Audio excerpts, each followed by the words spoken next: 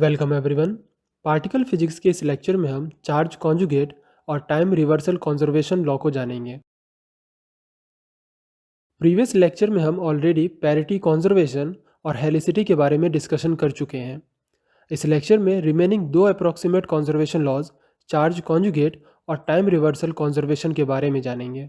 सबसे पहले बात करते हैं चार्ज कॉन्जुगेशन की। अगर किन्हीं दो पॉजिटिव चार्जेस के बीच F इलेक्ट्रोस्टैटिक फोर्स लग रहा है और अगर दोनों चार्जेस को नेगेटिव चार्जेस से रिप्लेस कर दें तो भी उनके बीच सेम इलेक्ट्रोस्टैटिक फोर्स ही लगेगा। दो चार्जेस पॉजिटिव हो या नेगेटिव, दोनों के बीच सेम ही फोर्स अप्लाई होता है।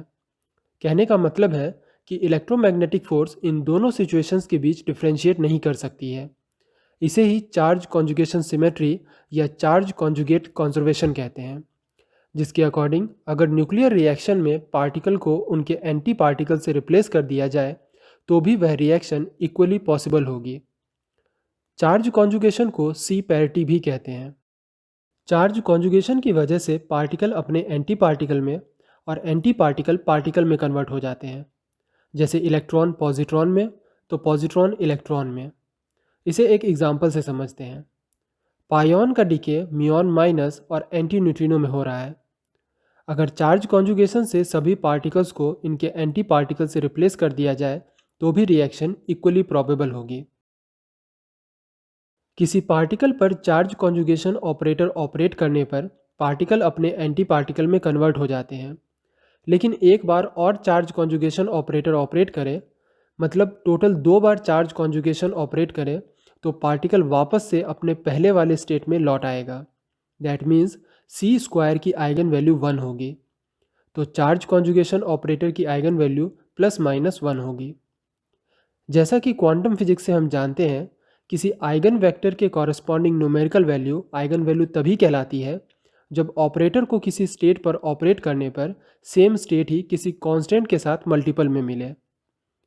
अगर चार्ज कॉन्जुगेट ऑपरेटर को किसी पार्टिकल पर ऑपरेट करने पर पार्टिकल चेंज ना हो तो उसे चार्ज कॉन्जुगेट ऑपरेटर का आइगन स्टेट कहेंगे। लेकिन ऐसा केवल उन्हीं पार्टिकल्स के साथ हो सकता है जो खुद के एंटी पार्टिकल्स हैं, जैसे न्यूट्रल पायोन।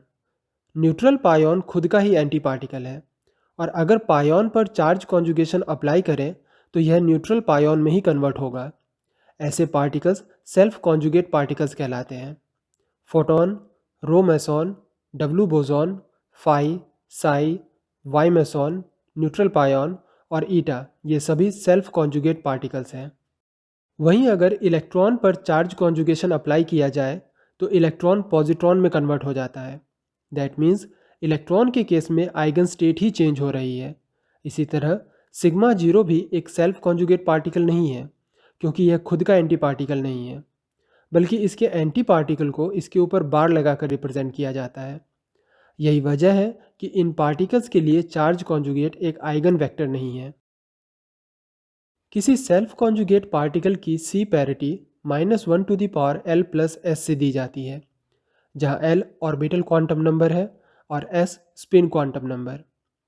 जैसे न्यूट्रल पायोन, पायोन का स्पिन 0 है और अगर एंगुलर मोमेंटम की कोई इन्फॉर्मेशन नहीं है तो इसे 0 कंसिडर कर सकते हैं। दैट मीन्स न्यूट्रल पायोन की सी पैरिटी +1 है। इसी तरह फोटॉन की बात करें तो फोटॉन का स्पिन 1 होता है। ऑर्बिटल एंगुलर मोमेंटम को 0 कंसीडर करें तो फोटॉन की सी पैरिटी -1 होगी। अगर रिएक्शन में दो फोटॉन हो तो उनकी टोटल सी पैरिटी +1 होगी, और अगर n फोटॉन हो तो उनकी टोटल सी पैरिटी -1n होगी। इसी तरह रो मेसॉन एक वेक्टर मेसॉन है जिसका स्पिन 1 होता है, तो इसकी सी पैरिटी -1 होगी।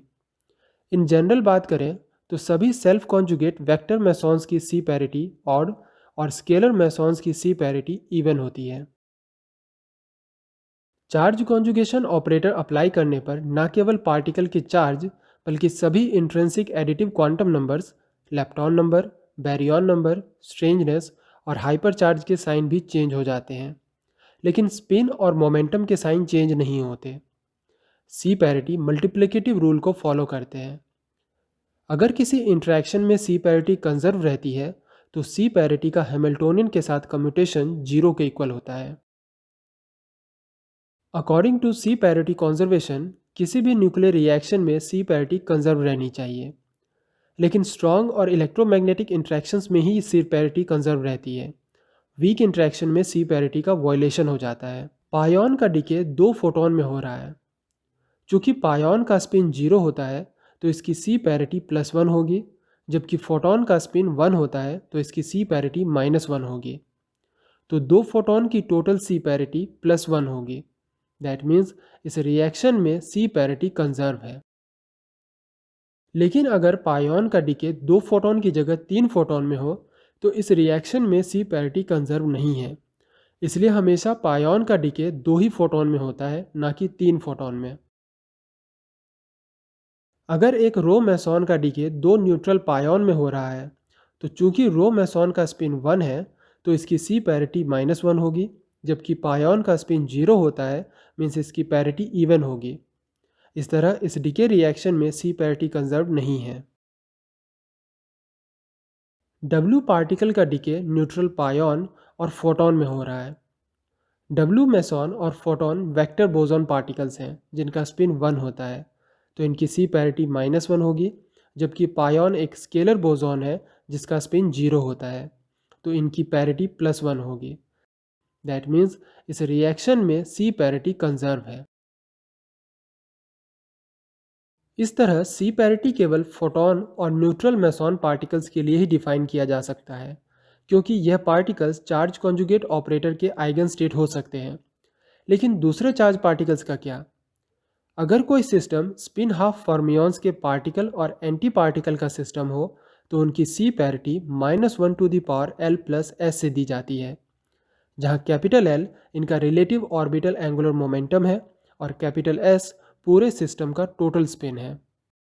जैसे अगर एक इलेक्ट्रॉन और पॉजिट्रॉन किसी रिएक्शन में पार्टिसिपेट कर रहे हैं तो इन दोनों से बने सिस्टम की टोटल सी पैरिटी -1⁻L+s होगी।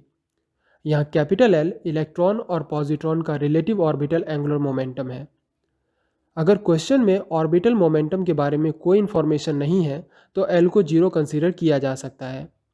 S इलेक्ट्रॉन और पॉजिट्रॉन का टोटल स्पिन है। चूंकि दोनों फर्मियंस ही हैं तो ये या तो पैरेलल अलाइन होंगे या एंटी पैरेलल, तो इनका टोटल स्पिन 0 या 1 पॉसिबल है। चूंकि दोनों फर्मियन है इसलिए मोस्ट प्रोबेबल है कि एंटी पैरेलल ही अलाइन होंगे ताकि वेव फंक्शन एंटी सिमेट्रिक बना रहे। जैसा कि हमने पहले बताया कि सी पैरिटी स्ट्रॉन्ग और इलेक्ट्रोमैग्नेटिक इंट्रैक्शंस में इनवेरिएंट होते हैं, लेकिन स्ट्रॉन्ग फोर्स तो चार्ज इंडिपेंडेंट होते हैं। फिर चार्ज पार्टिकल्स के लिए सी पैरिटी कैसे डिफाइन किया जा सकता है, जबकि ये पार्टिकल्स चार्ज कॉन्जुगेशन के आइगन स्टेट ही नहीं है। ऐसे में एक न्यू पैरिटी डिफाइन की गई जिसे जी पैरिटी कहते हैं।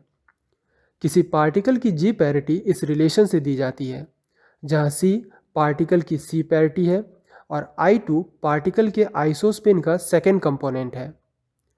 यहाँ एक्सपोनेंशियल टर्म का फिजिकल मीनिंग है आइसोस्पिन के थर्ड कंपोनेंट को I2 एक्सिस के रिस्पेक्ट में 180 डिग्री से रोटेट करना। जैसे पायोन प्लस का थर्ड कंपोनेंट ऑफ आइसोस्पिन +1 होता है।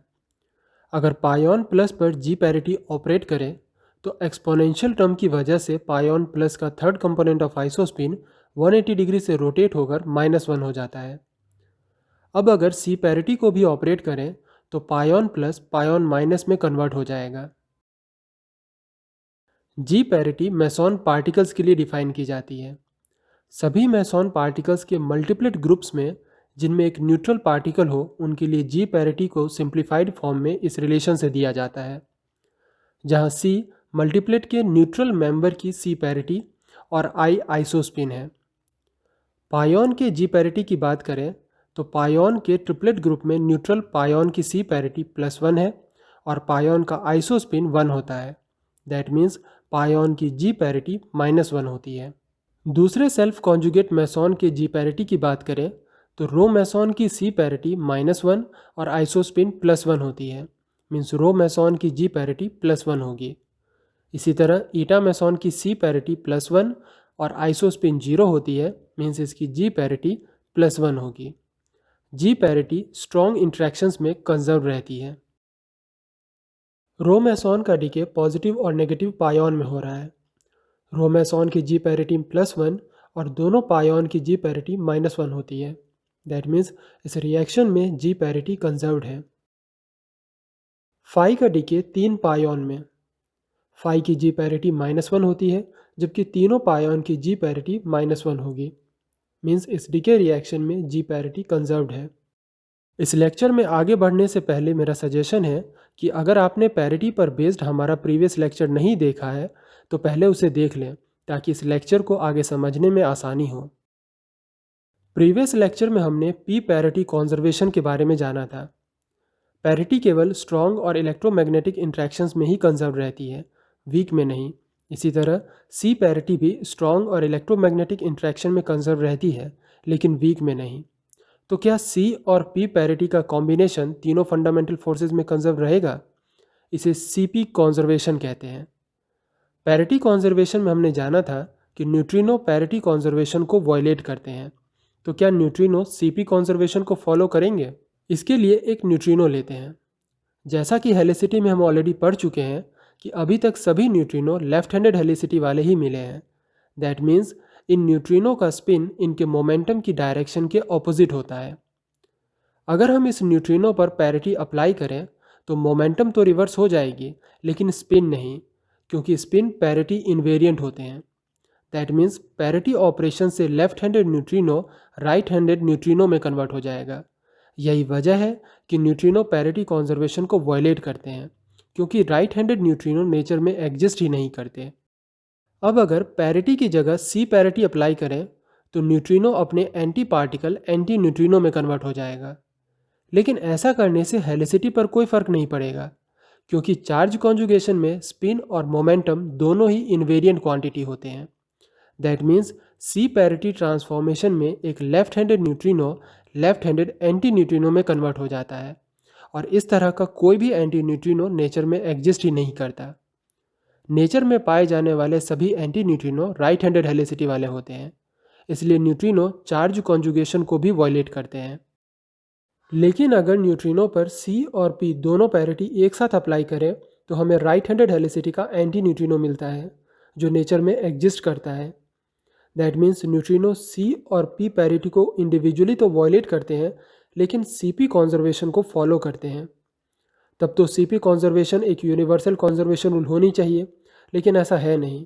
सीपी कॉन्जर्वेशन भी स्ट्रॉन्ग और इलेक्ट्रोमैग्नेटिक इंट्रैक्शन में कंजर्व रहते हैं, जबकि वीक इंट्रैक्शन में यह कंजर्व हो भी सकते हैं और नहीं भी।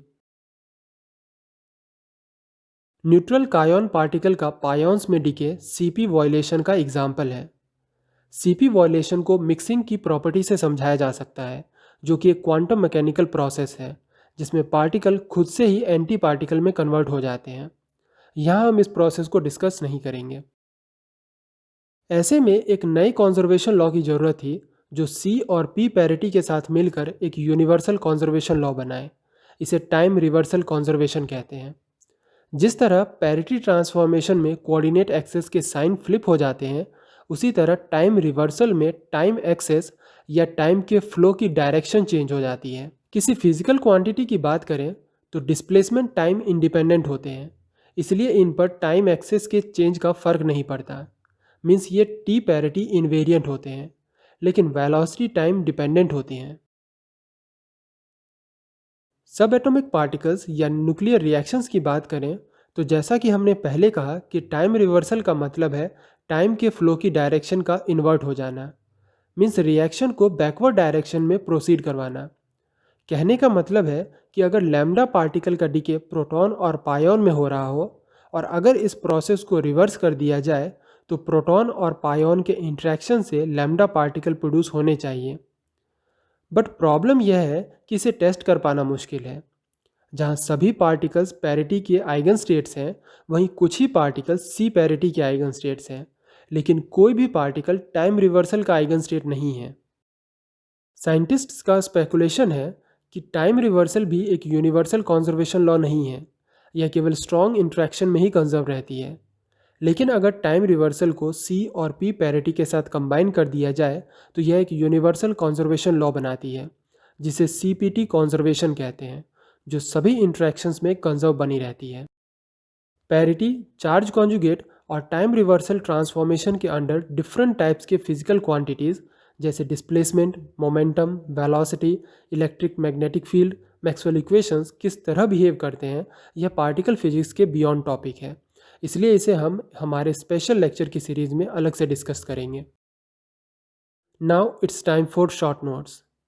चार्ज कॉन्जुगेशन से पार्टिकल अपने एंटी पार्टिकल में और एंटी पार्टिकल पार्टिकल में कन्वर्ट हो जाते हैं। सी पैरिटी की आइगन वैल्यू +1 होती है। न्यूट्रल बोसॉन पार्टिकल्स सी पैरिटी के आइगन स्टेट होते हैं। ये सेल्फ कॉन्जुगेट पार्टिकल्स कहलाते हैं। सेल्फ कॉन्जुगेट पार्टिकल्स की सी पैरिटी -1⁴L+s से दी जाती है। सी पैरिटी ट्रांसफॉर्मेशन में स्पिन और मोमेंटम इनवेरिएंट रहते हैं। साथ ही सी पैरिटी मल्टीप्लिकेटिव रूल को फॉलो करते हैं। सी पैरिटी स्ट्रॉन्ग और इलेक्ट्रोमैग्नेटिक इंटरेक्शन में कंजर्व बनी रहती है। स्पिन हाफ फर्मियंस के पार्टिकल और एंटी पार्टिकल सिस्टम की सी पैरिटी -1⁴L+s से दी जाती है। मेसॉन पार्टिकल्स के लिए एक और पैरिटी डिफाइन की गई है जिसे जी पैरिटी कहते हैं, जो कि C e⁻I2 होती है। लेकिन अगर मेसॉन मल्टीप्लेट पार्टिकल की बात करें तो उनकी जी पैरिटी C-1⁻I से दी जाती है। जी पैरिटी केवल स्ट्रॉन्ग इंट्रैक्शन में ही कंजर्व रहती है। सीपी कॉन्जर्वेशन स्ट्रॉन्ग और इलेक्ट्रोमैग्नेटिक इंट्रैक्शन में तो कंजर्व रहती है, लेकिन वीक इंट्रैक्शन में कंजर्व हो भी सकती है और नहीं भी। टी पैरिटी टाइम की फ्लो की डायरेक्शन को इन्वर्ट कर देती है। यह स्ट्रॉन्ग इंट्रैक्शन में कंजर्व बनी रहती है, जबकि सीपीटी सभी इंट्रैक्शंस में कंजर्व रहती है। यहाँ आपकी प्रैक्टिस के लिए कुछ न्यूक्लियर रिएक्शंस दिए गए हैं। अगर आप चाहें तो इस लेक्चर के डिटेल्ड नोट्स डाउनलोड कर सकते हैं। नोट्स डाउनलोड करने के लिए आप हमारे पेट्रियन पेज का मेंबरशिप ले सकते हैं या फिर डिस्क्रिप्शन में दिए गए लिंक से डायरेक्ट भी डाउनलोड कर सकते हैं।